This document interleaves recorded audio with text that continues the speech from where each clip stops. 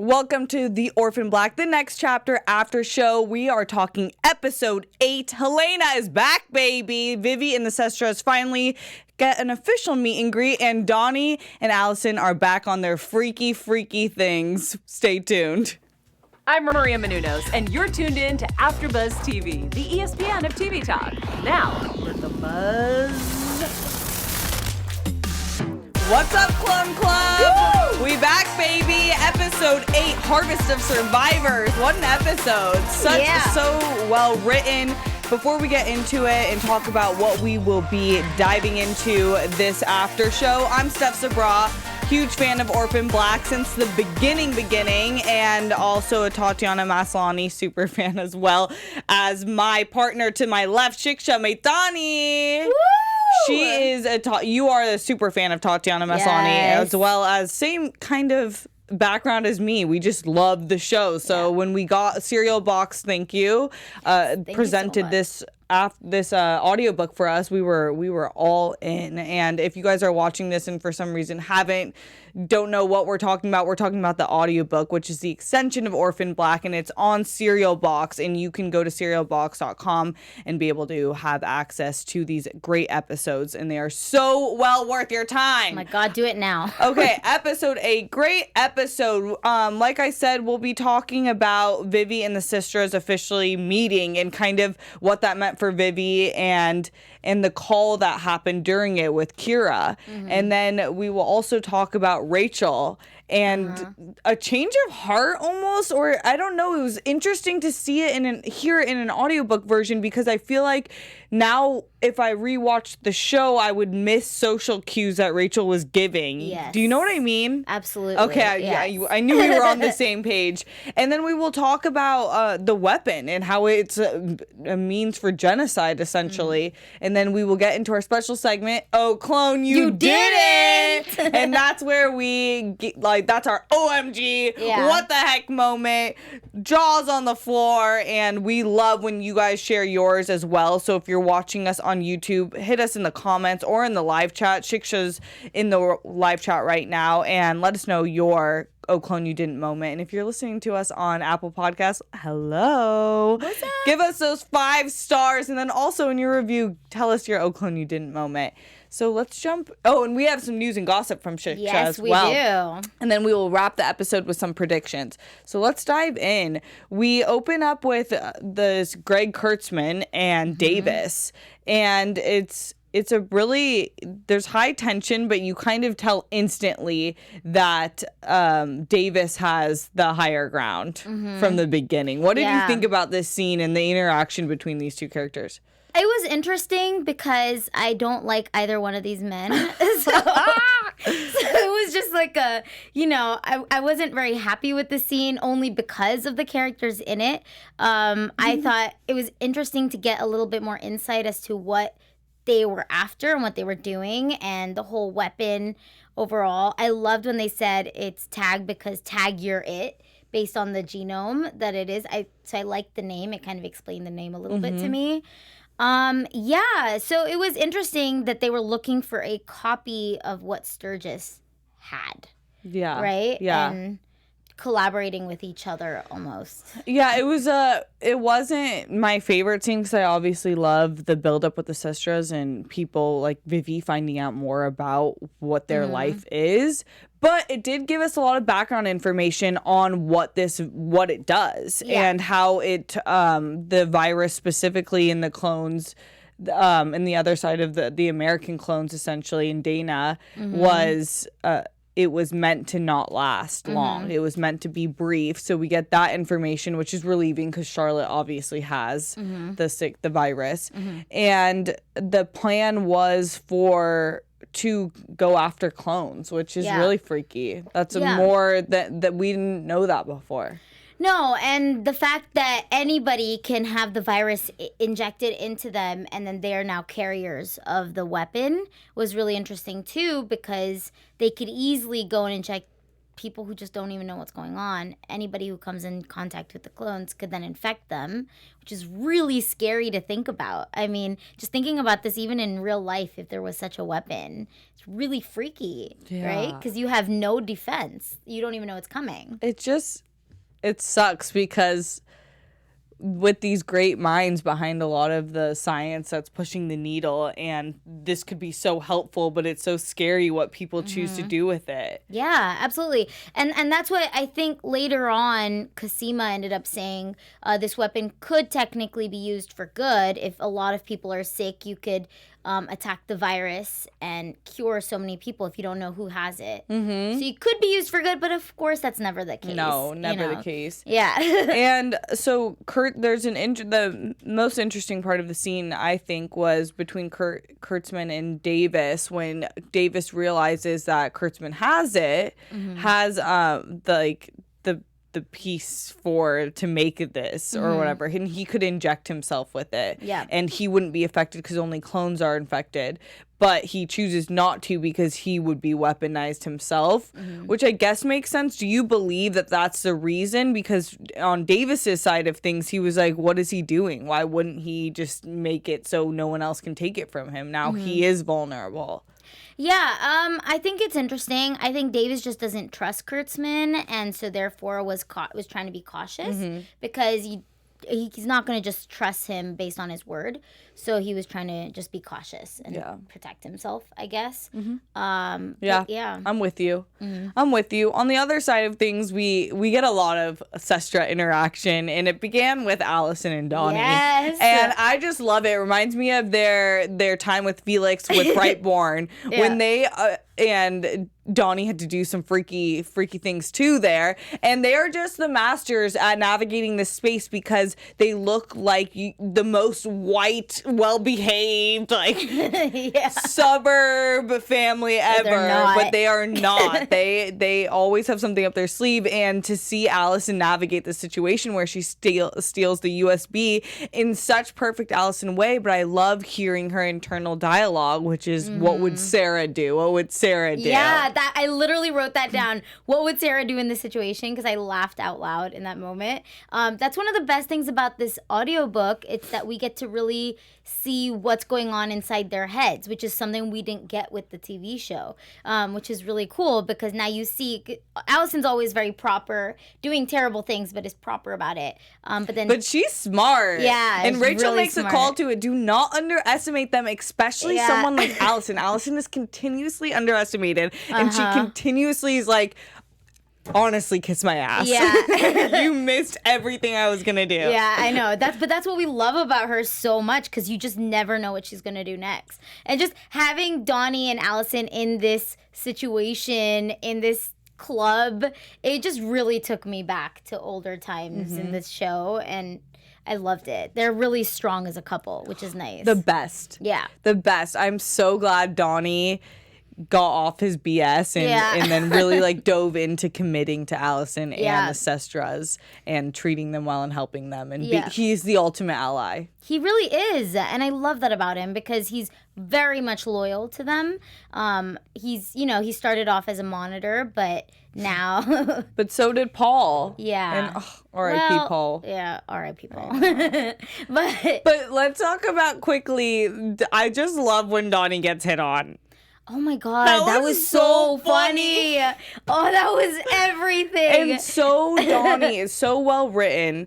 I believe the writer was Madeline Ashby. Yes. And she's amazing, and we love her here. And so that scene where Donnie is kind of shocked, but also complimented, I love. It's so Donnie. It's so quintessentially him. Yeah, it was. And then after that, when they created a scene and said, he's a clone perv, and they started freaking out and getting other people on their side, that was so perfect for them and so well written. Yeah. I really loved that. There are pervs for everything. Yeah. But now there are clone pervs. That's a thing now. I believe that fully. Well, like, there's a Footopedia. People will just wild out about anything. That's true. No, but now that everybody knows about clones, this is a real problem that they're now going to have to face. Yeah, I'm sure there was already an underground obsession with clones and figuring out. Wherever there's a mystery, there's a cult. Yes. Well, that's really true. Okay, and on the other side of the sisters, before Allison ends up uniting with them, Vivy and Cosima, this is a really interesting mix, and same with Vivy and Sarah, because the last we saw of them, Vivy was crazy and just completely she blew up their spot and made them look psychotic, and really it's just she doesn't know who she is, she doesn't know where she is, and she doesn't know what to do really. So this integration of the characters and Vivy kind of coming into her own but then also having an existential crisis about her existence was really, really moving, because I could only imagine when we got the integration of Dana, I believe it was, and she had known her, and then so not only is Vivy had to suppress her entire childhood, she was made to believe she was crazy and making up things, and then now she sees these full, rich, diverse, unique lives within each of these sisters. So to me it was a really sad scene, honestly. Yeah, it was. And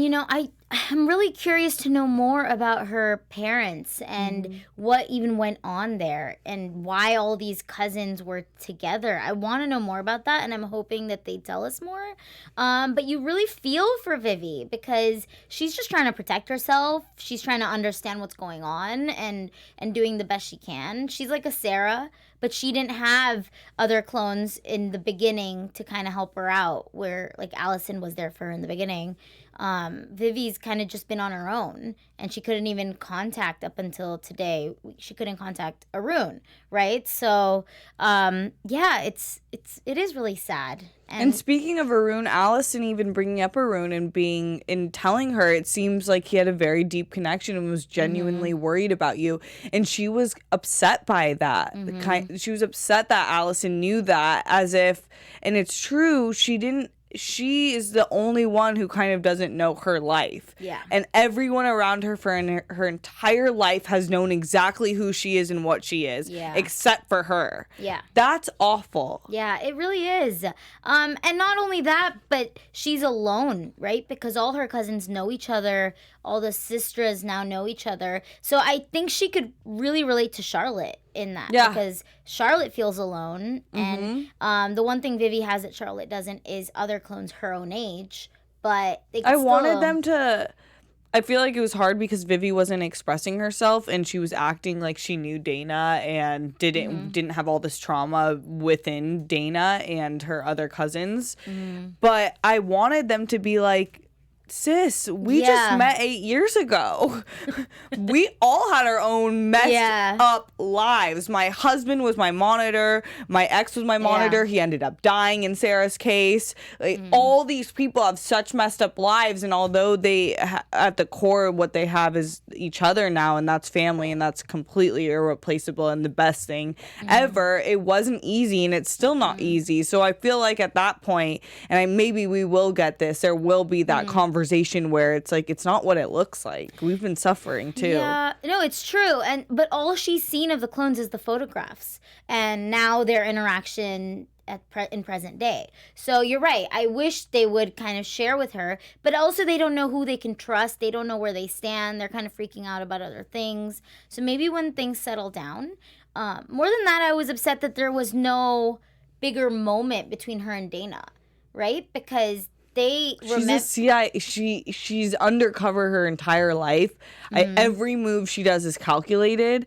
I wish we got it. I wish she was like, wait, bro, my family lied to me my whole life, but there you are, reunited. I thought it was crazy. Yeah. But she's not going to do that. I know. But I wanted it so bad because they recognized each other, and there's that moment, and it needed to be bigger almost, just because it's like, yes, you're finally together, hug or something. I don't know. I know, but we did get some rewarding, sad, and scary information from this conversation because Delphine gets in the room too, and that the reunion between Delphine and Cosima was so beautiful. Yeah. Thank God. Oh, I'm so obsessed with them. But like I said at the top, we find out that the weapon is used for genocide, and it was used to target viruses and attack, and it was initially for good, but now it's for bad. But I wonder what you think their next move will be. Who, the clones or Davis and Kurtzman? The clones with this information now. I don't know because I feel like it's hard to tell what they're gonna do just because it was unexpected with the whole them going public thing, right? They went public. Well, we don't know who went public with the clones information, but that was unexpected. So there's really no telling what they're going to do because now you have 3 generations worth of clones and they all think differently. They have different ideas. So what their next move is, I think it's going to be a little bit of an argument maybe. I don't know. I could be wrong. Yeah. So right? We'll see. Yeah, I think that could be it too. Do they make it more public? But the plan now is that the next design or virus by Kurtzman would be fatal. The one with Dana was temporary. So do they go public with it? I know they already are public with the fact that they're clones. But the thing is that I'm not a conspiracy theorist, but I do know that when you let people in on knowledge that higher up organizations don't want you to do, you disappear.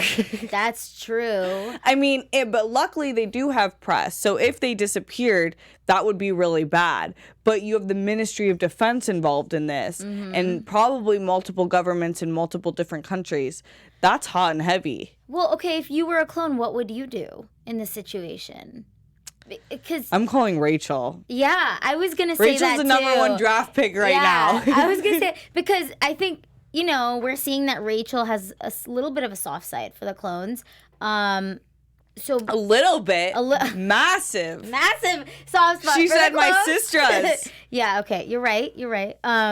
So if she were to join the team, put their brains together, they could really take it on. But I don't know what they would do. Go public with it, just attack the people who are doing it, get rid of the science, try to use it for good. There's so many options. Yeah, I don't know, but there are a lot of options, and I think that will be the next episode is the game plan. Yeah, you're probably right. And what they'll do with that.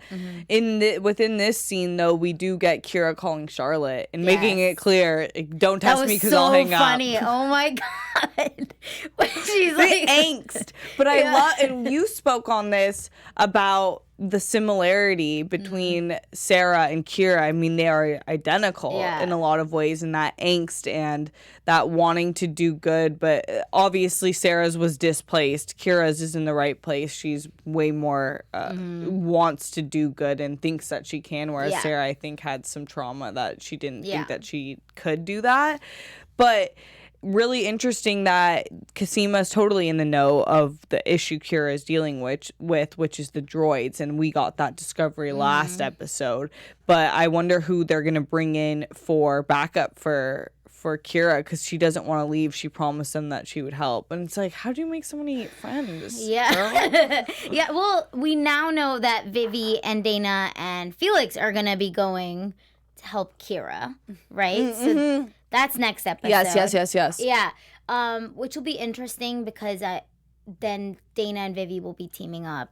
And Felix will be a part of it. Yeah, I love that. Oh my gosh, I totally forgot that. I'm excited for that dynamic. And I wrote it down I love this Charlie's Angel combo. Yeah. This ragtag team. It is. I love that. Yeah, that's true. So that's going to be fun to listen to next week. But more than that, regarding Kira, it was hilarious that she had to make it really clear that Sarah cannot get all up in that phone call before she gets put on speaker.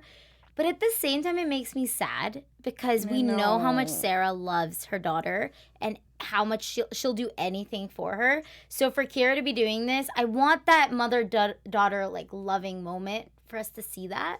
I know, it's just hard because I was that age too.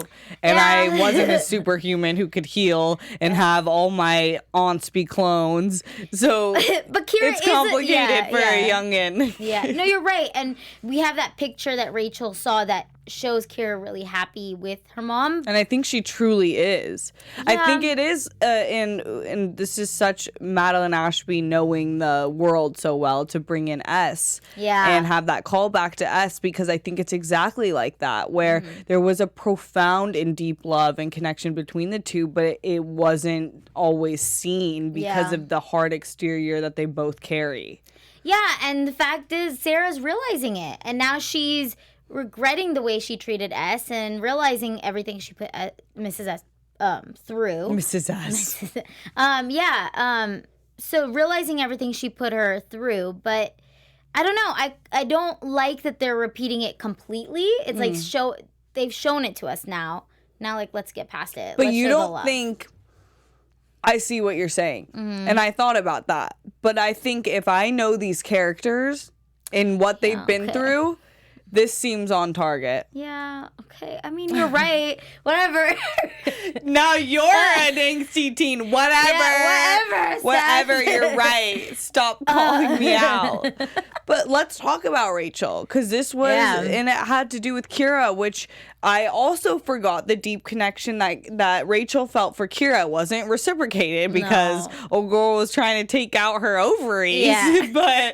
but Rachel loved the idea of the innocence of the child and having an upbringing that was normal and not watched and observed her entire life. So when we saw Rachel, I always feel empathy towards Rachel no matter what she did, and she was one of the worst characters. She really was. Just awful. Like what she did, awful.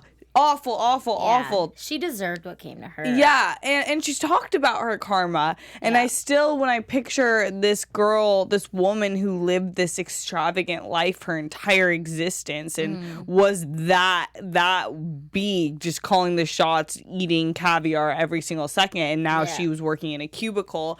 Microwave dinners. Yeah. Hey, what did you feel during that? You do feel for her because she does miss her old life, and but then again, it's like, join the rest of us. Yeah, exactly. It's like, this is life, woman. Why don't order caviar for fun? Yeah, I know. She was complaining about having to use things like public transport and things like that, and it's like, okay. But the meeting with Davis, I was not sure what to think, because I was like, oh, God, is Rachel going to do this to them again? Really? I thought it was really smart that she was wired, because you don't know what to expect. She's so smart. She really is. Yeah. She's always been. Always thinking ahead, which is good. And the sisters really need her on their side because of how smart she is. But I thought it was interesting that Davis was trying to get all this information, and then also how Rachel handled the situation, and the fact that the photo is what triggered her.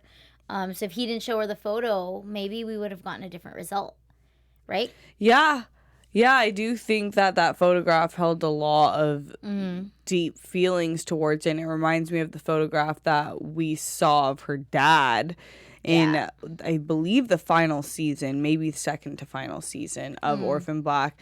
And I do think that was a really come to Jesus moment where she was like, this is a living girl with who has a chance that was better than the rest of us, and I will claw your eyes out. But the anger she felt still surprised me. Really? Yeah, because I could see her being like, I'm going to flip on him and I'm going to set him up. But she was like, I will end you. You are done. Yeah. Well, but then also try to put yourself in her shoes and think about her life over the last 8 years compared to what she's been through. And so now I think it's all pent up anger, you know, and it's just finally coming to the surface. I just want her to have a good relationship with the sisters. Me too. Because at the end of the day, it might seem cliche that I want all the sisters to get along, but they don't have family. That is their their true family. So they've dealt with enough BS. They deserve to have each other, and I want Rachel to come home fully and embrace them. And I think that we might be getting that in a way that we didn't end the actual TV series of it, where she left on amicable terms. Yeah. And now I think we could get that where, where they work together. And she said, "Don't underestimate." There she is, my sestras. Yeah. And she's never spoken about them like that. That's true. Actually, you're right. She's never spoken about them like that. I think that she needs to take the first step with the sisters, though, and show them that she really is on their side and she really does care, because they're going to be holding back a little bit because of all of their history. But they could really use her, especially with everything that's going on with this tag weapon. Who knows how far it'll go. We don't need clones dropping all over the place, you know? So I hope maybe next episode we'll have Rachel we'll see. come and join them. We round out this episode, though, with our girl Helena. Yes! Walk me through your emotions when you heard her. Oh my God. So when it started, I was like, oh my God, could it be? Could it be? Yes, this has to be her. And then they said it. I don't remember exactly what they said, where I just knew. They were calling her like mangled or something. Yeah. And then they said the curly, wild blonde hair or something. And I was like, and I think her son is the one driving the car, because they said she was through the moonroof. The moonroof, and somebody really short was driving. And it's one of her sons. I'm so excited, because now that she's here, that means we're actually going to get Helena next episode. In action, because she's not keeping her hands to herself. Oh my God. When she was like, "Move, you sheep, or else I'll squish you like pancakes." I was like, yes, I wanted cereal box. Y'all need to put that music. There's that music. Oh, for Helena. Yes. I forgot. Each of them had their own music. Yeah. And hers was like so you just know. Scary. But also gives you like this warm feeling too. I know she's the most complex character ever. Yeah. She has done the most horrendous things. She has. Which is brought up in Rachel's case too. I don't know if it was a threat as much of just maybe motivation, but the cases will be dug up with Dyad and Brightborn and all these different things. If I'm not mistaken, Helena has quite a body count. Yes. Oh my God. Do you think she has the highest of everybody? Yes. Yeah.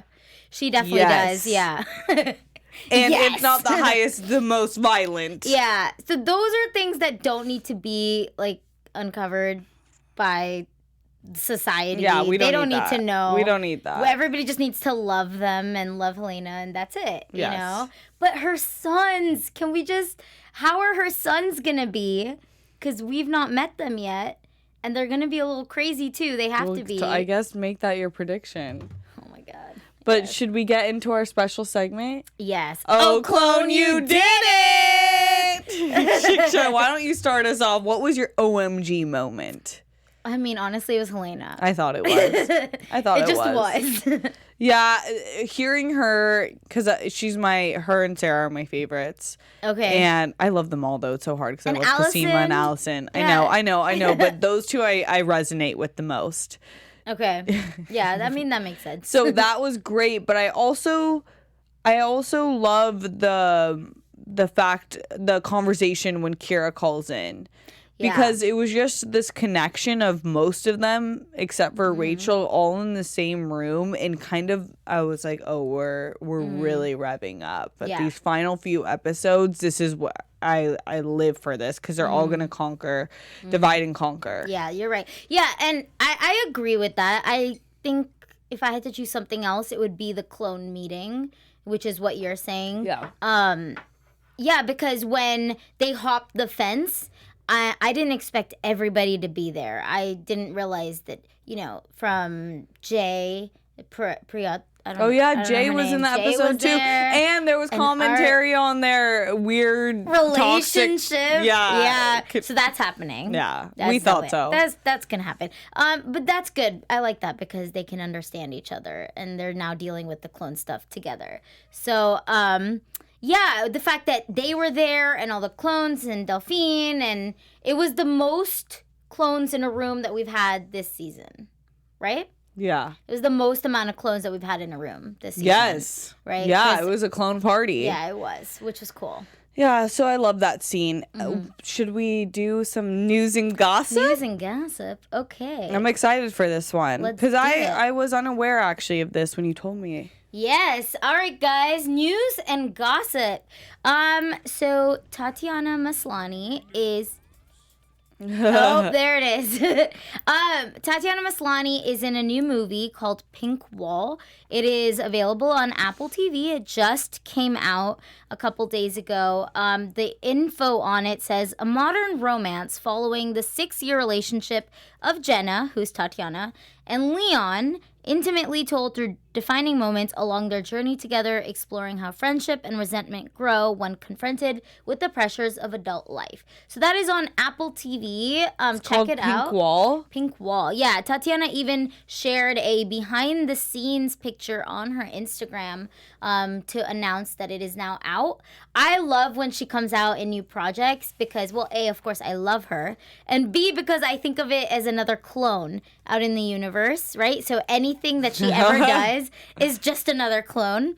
I think that's a great way to think of it. Right? I haven't even heard of this. I'm trying to look it up right now because... Yeah, it's called Pink Wall. Okay. Yeah, so well, we need to I'll be watch watching that ASAP. Exactly. And then, so now that she has Pink Wall out and obviously the Orphan Black chapter's coming out, she decided to take a minute and go to Disney. She posted a ton of pictures on her Instagram at Disney, and her caption read, "I only post from coasters now. Sorry, guys, this is me." Which is hilarious. That's just another clone hanging out at Disney. So cute. She's the yes, best. She really is. Well, thank you, Shiksha. Of course. Let's round this out with some predictions.